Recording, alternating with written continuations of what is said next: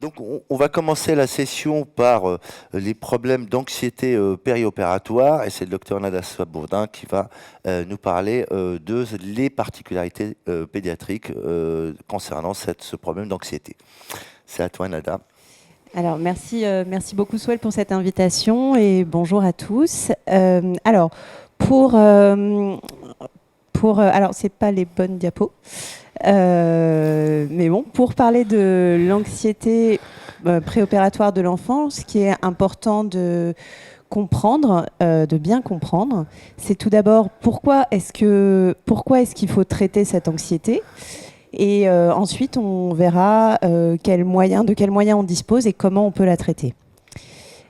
Alors, le premier message que je voudrais vous faire passer, c'est le suivant. L'anxiété préopératoire favorise la douleur post-opératoire.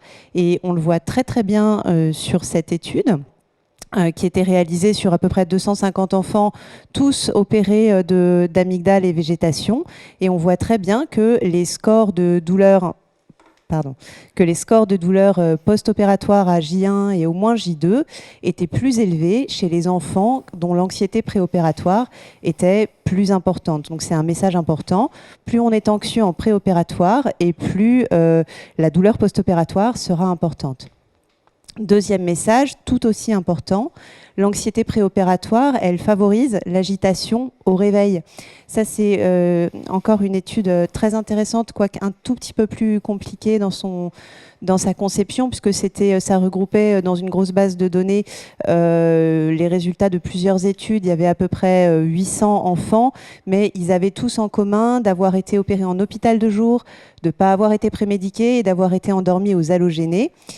Donc tous ces enfants avaient eu des évaluations répétées de leur anxiété en préopératoire, soit lors de la visite préopératoire à l'entrée au bloc ou au moment de l'induction. Et puis ensuite, au réveil, en salle de réveil, leur niveau d'agitation était évalué. Et donc à partir de là, ils ont été divisés en 3 groupes. Ceux dont l'agitation était importante, ceux dont l'agitation était modérée, et enfin ceux qui n'étaient pas agités. Et a posteriori, quand on regarde les scores d'anxiété préopératoire de ces enfants, on s'aperçoit qu'en fait, les enfants qui ont été le plus agités au réveil, eh bien, c'était ceux qui avaient les scores d'anxiété préopératoire à toutes les étapes les plus élevés. Et à l'inverse, les enfants qui n'étaient pas agités au réveil, eh bien, c'était ceux qui avaient eu les scores d'anxiété les plus bas. Encore un dernier message, l'anxiété préopératoire, elle favorise à plus long terme les troubles du comportement en post-opératoire. Ça, c'est la même cohorte que l'étude précédente. Et vous voyez que au moins sur les 4 premiers jours post-opératoires, le nombre de troubles du comportement post-opératoire était toujours plus élevé chez les enfants qui appartenaient au groupe d'anxiété préopératoire importante et qui sont en gris clair par rapport à ceux qui n'avaient pas eu d'agitation, qui n'avaient pas été anxieux en préopératoire et qui sont en gris foncé. Donc 3 messages capitaux. L'anxiété préopératoire, ça favorise la douleur post-opératoire, l'agitation au réveil et les troubles du comportement post-opératoire. Donc pour ces 3 raisons et au moins, c'est important de la traiter ou de la prévenir. Comment on fait? Alors en France, pour traiter l'anxiété, il y a deux types d'options. La première option, c'est l'option médicamenteuse. Et les molécules les plus utilisées en France sont le midazolam et l'hydroxyzine. On voit ici, sur cette enquête qui date de 2010 maintenant, mais que plus l'enfant est grand et plus on a tendance à utiliser d'hydroxyzine. Il y a également l'option d'utiliser la clonidine et peut-être on va voir arriver la dexmédétomidine dans cette indication. En tout cas, quoi qu'on choisisse, ce qui est très important, c'est de tenir compte des caractéristiques du produit. Alors, bien évidemment, de la dose, mais surtout pour la prémédication, il faut tenir compte du délai d'action, parce que si le délai d'action n'est pas respecté, c'est une prémédication qui n'a servi à rien et qui donc ne sera pas efficace. Et enfin, pour finir, il y a l'option non médicamenteuse. Chez l'enfant, c'est particulièrement une bonne option. On peut tout imaginer quand on a un enfant en face de nous tout est bon pour le distraire et diminuer son niveau d'anxiété. Les enfants, ils sont toujours prêts à prendre une porte qu'on leur ouvre pour s'échapper d'une situation qui leur est désagréable. Alors je vous ai mis de la littérature très sérieuse qui évalue tout un tas de choses. Alors les dessins animés, les jeux, mettre un nez rouge ou utiliser les techniques de réalité virtuelle. Et tout ça, ça marche, et tout ce que vous pourrez imaginer, ça va marcher aussi. J'en profite pour dire un mot dans les quelques secondes qui me restent. Je voulais vous parler de l'association Les Petits Doudous. Si vous ne la connaissez pas, allez voir sur leur site internet. Ils proposent des choses formidables. Il y a des doudous, des gommettes, et il y a aussi un jeu interactif sur tablette qui accompagne l'enfant pendant tout son parcours. C'est déjà utilisé par beaucoup d'hôpitaux pédiatriques. Et voilà, si vous avez le temps, allez les voir. Ils vous aideront et les enfants en bénéficieront. Voilà, je vous remercie. Merci beaucoup. Alors, on commence déjà à avoir des questions. Alors, avant de répondre à la question que j'ai reçue, juste une petite... est-ce que tu peux nous parler un peu de l'évaluation de l'anxiété? Parce que ça paraît un peu difficile de pouvoir, pour un praticien, comment peut-il assez facilement dire il est anxieux, il n'est pas anxieux, je vais lui proposer ça ou ça, voilà. Alors c'est une question très intéressante. Il y a des échelles qui existent pour l'anxiété. Chez les petits, on utilise l'échelle qui est utilisée, c'est l'échelle MYPAS. M pour Modified, et ensuite c'est Yale Anxiety, Pediatric Anxiety Scale. Qui est l'échelle utilisée de façon standard dans les études. Alors elle est plutôt adaptée aux plus petits, puisqu'il est question de doudou, de sucer son pouce, de pleurer, de choses comme ça. Donc pour les petits enfants, ça c'est plutôt bien. Et puis pour les plus grands, pour les très grands enfants, on peut utiliser les mêmes que chez l'adulte. Je crois que c'est Amsterdam, avec les questions du genre est-ce que vous pensez tout le temps à l'opération? Est-ce que vous voulez avoir le plus d'informations, ou est-ce que vous voulez surtout pas en entendre parler? Enfin, elle est un peu comme ça.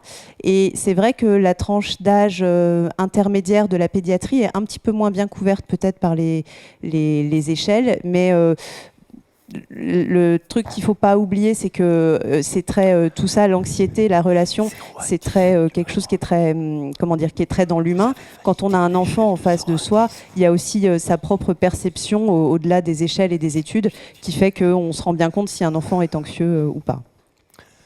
Très bien. Alors, il me semblait aussi qu'on pouvait le faire avec des échelles un peu plus simplifiées, parce que c'est vrai que les échelles qui sont là sont essentiellement réalisées au cours des études, mais il me semble aussi que des échelles de 0 à 10, soit à destination des soignants, soit directement montrées aux enfants. En tout cas, l'équipe de Montpellier, me semblait, avait montré que ça pouvait être assez facilement utilisé, parce que c'est plutôt des échelles de recherche. Oui, effectivement, on avait mis au point à Montpellier une échelle genre EVA, mais pour l'anxiété, avec les scores d'anxiété, et on demandait à l'enfant de noter son anxiété entre 0 et 10. Et on est en train de mettre au point actuellement une échelle des visages aussi sur l'anxiété, sur laquelle on travaille. Oui, c'est vrai que c'est très pratique à utiliser. Après, quelle que soit l'échelle qu'on choisit, elle a ses biais. C'est vrai que pour un enfant, se rendre compte de ce que c'est que le concept de l'anxiété, parfois c'est un peu difficile. Et les enfants, c'est pareil pour l'évaluation de la douleur d'ailleurs, c'est vrai qu'ils ont un peu tendance à coter leur mal-être global, qui soit dû à l'inconfort, au fait qu'ils ont faim, qu'ils ont peur, que si, que ça. Mais de toute façon, ça donne effectivement un très bon indice de l'état général de l'enfant et de son état de bien-être ou de malaise. Alors, voilà, les questions commencent un peu à arriver. Alors, la première, on va parler un peu du médicament maintenant. Les médicaments, on a deux questions qui sont en rapport avec les alpha-2 agonistes. C'est d'abord la clonidine, et puis la deuxième, c'est la dexmédetomidine. Quelles sont un peu leurs places? Est-ce qu'on va avoir des évolutions, notamment sur les AMM, pour pouvoir les utiliser dans un contexte d'anxiété périopératoire? Oui, alors effectivement, la La clonidine, on peut d'ores et déjà l'utiliser. On peut l'utiliser par différentes voies. Il y a des centres où elle est très, très utilisée. On peut l'utiliser en particulier, on peut l'utiliser Peros, ce qui est pratique.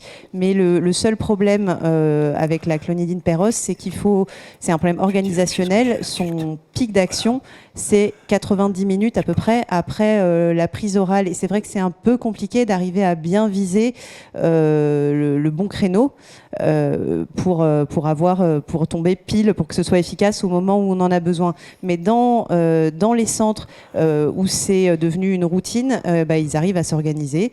Et c'est vrai que ça produit des effets quand même plutôt bien, parce que les enfants sont calmes et s'endorment en fait, s'endorment tranquillement avec la clonidine. Quant à la dexmédétomidine, je ne sais pas si les AMM vont évoluer, mais c'est vrai que de par ses propriétés, ça semble une option intéressante. On verra bien ce que l'avenir nous réserve. D'accord. Alors, vous avez l'expérience de la réalité virtuelle. C'est bien, ça se passe bien, ça vous permet de faire des choses bien, un peu un retour d'expérience. Oui, c'est vrai que chez nous, on a utilisé depuis longtemps maintenant les casques de réalité virtuelle. Alors au début, c'était des casques de vidéo 3D, puis maintenant, c'est des casques de réalité virtuelle. Oui, c'est vraiment super. Ça nous a, parmi les choses que ça nous a permis de faire au-delà de la distraction préopératoire, ça nous a permis par exemple de réaliser des interventions sous loco-régional pur chez des enfants de plus en plus petits, jusqu'à 5-6 ans sans trop de problèmes, puisqu'ils ont, pendant que l'intervention ou que juste le bloc se fait, eux ils sont ailleurs, ils sont dans un autre univers.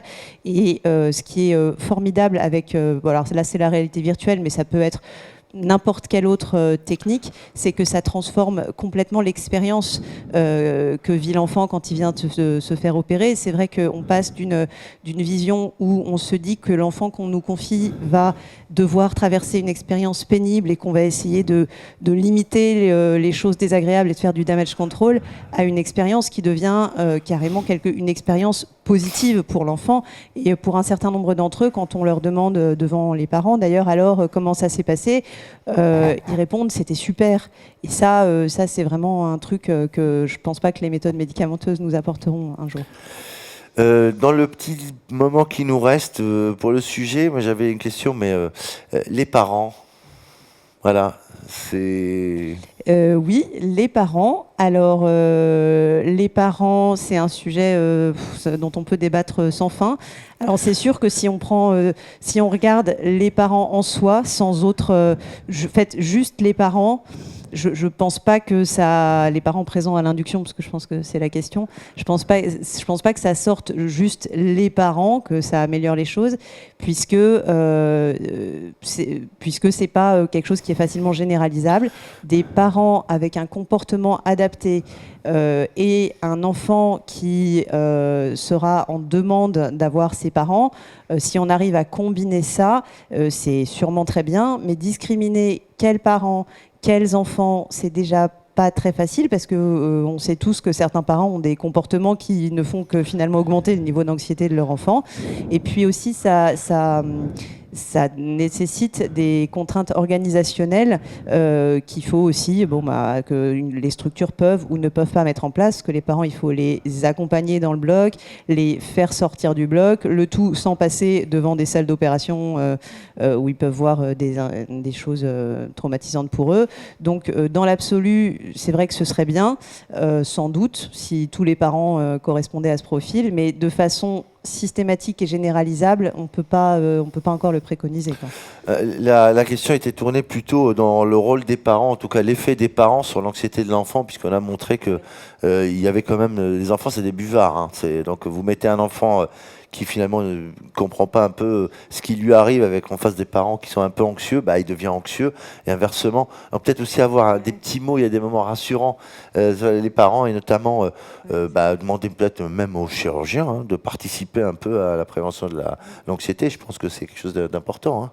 Oui, alors ça c'est vrai, ça c'est tout un truc qu'on pourrait faire. Les Américains, c'est les spécialistes, les spécialistes de ça. Ils développent des programmes préopératoires qui font un peu rêver, hein, où ils préparent les parents, ils leur expliquent quels mots il faut utiliser, quels mots il ne faut pas utiliser. Ils leur expliquent les gestes adaptés. Vraiment, c'est tout à fait extraordinaire. Les phrases à dire, les phrases à pas dire, tout ça. Et c'est vrai que ça a pour effet, d'une part, de diminuer l'anxiété des parents parce qu'ils sont responsabilisés. Et puis, de fait, ils ont, vis-à-vis de leur enfant, un discours qui est plus adapté. Alors, ça me fait rêver. Alors, je ne sais pas, c'est très compliqué. Ça demande une anticipation et des moyens humains et des moyens en temps tels que, voilà, je ne sais pas s'il faut tendre vers ça, mais pour le moment, je pense qu'on n'y est pas tout à fait. Merci beaucoup.